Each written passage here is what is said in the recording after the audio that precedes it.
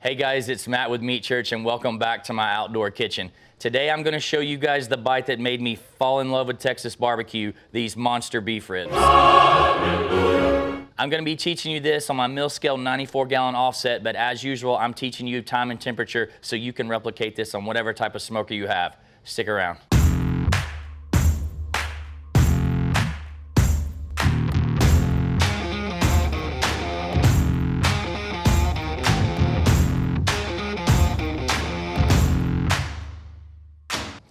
So I grew up in the deep South. I grew up on pork, sweet barbecue. I didn't know what beef was. I moved to Texas when I was 13, and at some point I went down to Lockhart, I went into Black's, and I had a beef rib. I took one bite, and I'll never forget, my head snapped back. That salt and pepper bite on that amazing beef, that was like nothing I had ever tasted before, and that was the aha moment when I learned barbecue is what I want to do.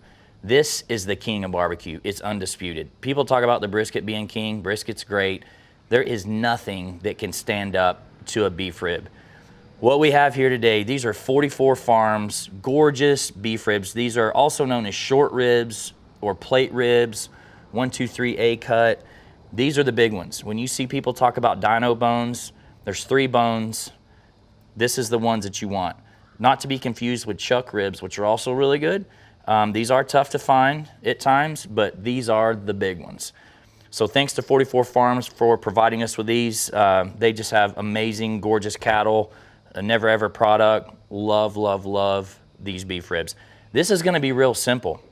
If this were pork ribs, we'd pull the membrane off the back, but beef ribs don't eat like a pork rib. With a pork rib, when you bite it, you actually feel that membrane if you don't pull it. You're gonna pull all this meat off at the end, so I leave the membrane. I used to pull it off, but when you leave it, I think they cook better. It keeps the bones together, helps the draw.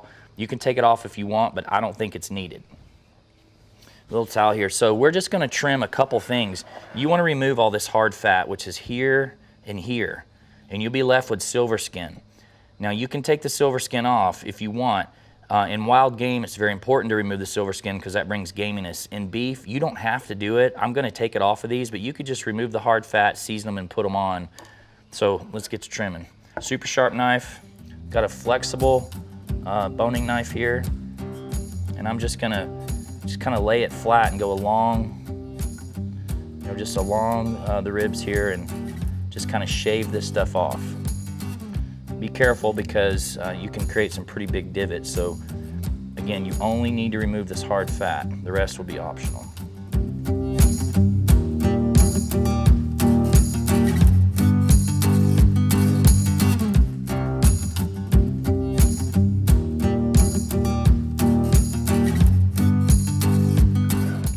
You could stop at this point, you could season them and you could put them on the pit, but we're actually gonna go ahead and remove this silver skin right here.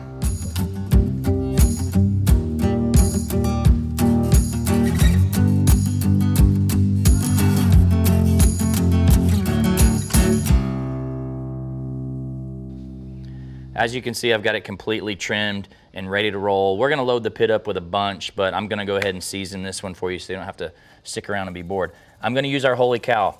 This is a Central Texas beef rub. It's mostly salt and pepper, a little bit of garlic. So if you don't know this, Texas barbecue is known to be just salt and pepper. Although I'll tell you, I know a lot of barbecue joints in Austin, and a lot of my buddies there add a little something else sometimes. But use whatever seasoning you want. Heck, you can just use salt and pepper. Get you a 16 mesh pepper and some kosher salt, and you're good to go. Or use whatever rub is near and dear to your heart. But this was the first rub I developed, trying to be all things Texas, so you guys probably know Holy Cow by now. I'm gonna go pretty liberal because this is a big cut of meat. And I would love for this to have 15 to 30 minutes to adhere. Heck, you could even do this the night before. The great thing about this cook is we're gonna get it done during the day.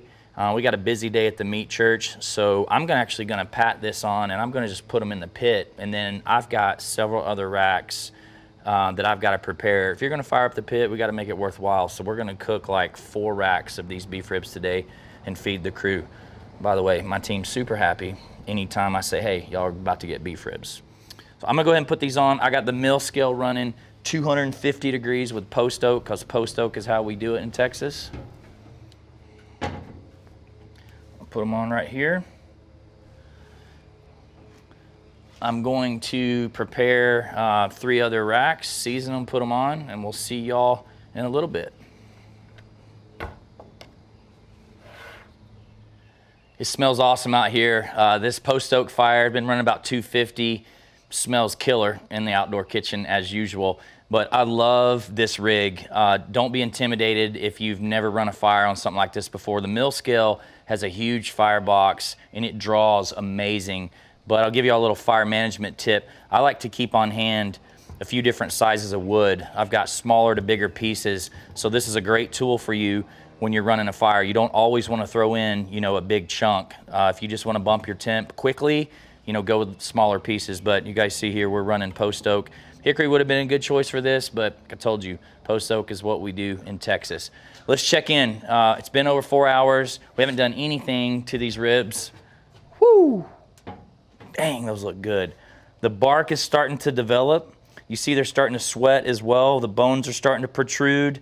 They're not ready to wrap yet. They're still, you know, still really firm, but they're looking really, really good. Y'all always ask me, what's this for? This piece of wood is not warming up. We're not cooking this. This is acting as a fire block, and this is our water pan that we've got going over here. So, man, these are looking great. I'm going to hit them with a little cider vinegar spritz since they're looking, you know, just a hair dry, not too much. And for those of you that are going to ask me, this is a hog sprayer. You can get it at like a feed store. I like it because you can like reach out and really get somebody with a spritz. You'll quit buying those little $2 Walmart spritz bottles. All right, let's close her back up. We're probably cooking at least 8 hours. Kind of depends, maybe 9, we'll see. We're gonna check back in, probably wrap them in a couple hours, and then we're gonna cook these babies until they're jiggly tender. So stick around, see y'all in a little bit. Wish y'all could smell this. It's like unbelievable in this kitchen right now, but you'll just have to take my word for it. It's been about 6.5 hours. Woo! Ain't mad about that. Those look good. Look at that. The bark is set up beautifully. I temped these a minute ago. They're temping at like 175, so I'm gonna go ahead and wrap them. And I'll tell you, wrapping is actually optional on beef ribs. Sometimes I just take them all the way through the cook and get like a super bark. So it's up to you. But I'm gonna wrap an unwaxed butcher paper that I have sprayed with a little bit of cider vinegar to make it more pliable. You could wrap in foil. The cook would speed up if you did that, but you kind of lose some of your bark. So if you wrap in foil at the end of the cook, you should pull them out and put them back on the pit to try to get some of that bark back. But I'm going unwaxed butcher paper here and just want to wrap it tight.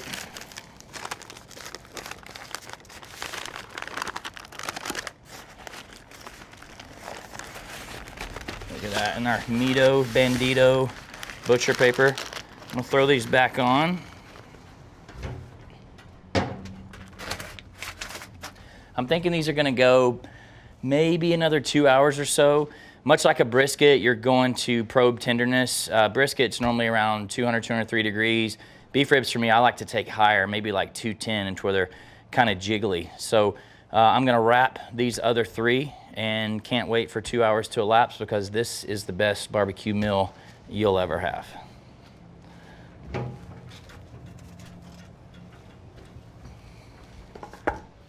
All right, guys, the beef ribs have been cooking just over 10 hours. I know they're done because I just checked them, but I like to make sure they're nice and squishy. That's kind of a cue, but instant read thermometer key in between the bones, and we're registering like 209. But I mean, they're just probe tender. There's nothing there, so I know they're done. I'm gonna pull these off. We're gonna rest them for about 45 minutes, and then it's time for supper. All right, guys, as you can see, we've unwrapped 3 racks. I saved 1 to unwrap for you guys. And man, whew, tender, smells good. This cook was so simple. It was about 10 hours total.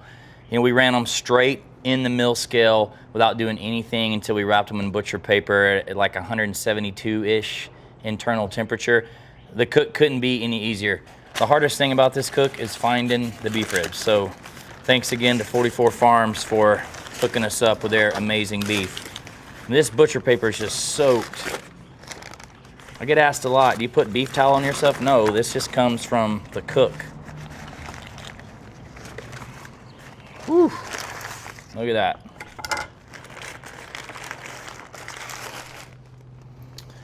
My dog Dolly is out here because she knows what time it is. All right, little girl. Okay, here we go. Like, oh man, these suckers are tender. Let's see if we can get a pull here. Yeah, you know, we didn't pull the membrane, but still gonna be super easy to pull these bones. Golly. You know they're cooked right then. So remember, that membrane is still on there, but when you pull the bones out like that, it's gonna make it super simple. Why are you licking my leg? Again, Dolly knows what's up. So, you know, let's just give these a pretty good cut right here. I'd love to hold up a rib for you, but I just slid the bones right out. My goodness, look at that. Golly. Let's cut that off there. Actually, what I should have done is kind of took that membrane off the bottom so we could just get that out of the way. See how easy that was? Wham. Again, here we go. Man, look at that. Good Lord. Love brisket, but you ain't beating this bite right here. This is a big time shunned slicer for those of you that are gonna ask me. And I'm gonna get me a little nugget right here. God, man, these look good. The fat's just rendered out there. Look, that bite right there, you ain't beating that. That is the king of barbecue, undisputed heavyweight champion. Come on. Oh my God. I ain't mad at it. That's so tender. I probably should have let it cool some more, but that's my problem making cooking videos. All right, guys, the meal scale ran like a dream. Again, thanks to 44 Farms again for this amazing beef. Thank you to you guys for watching. You guys have been crushing our channel lately. If you like this stuff, like and subscribe. We'll see y'all next week.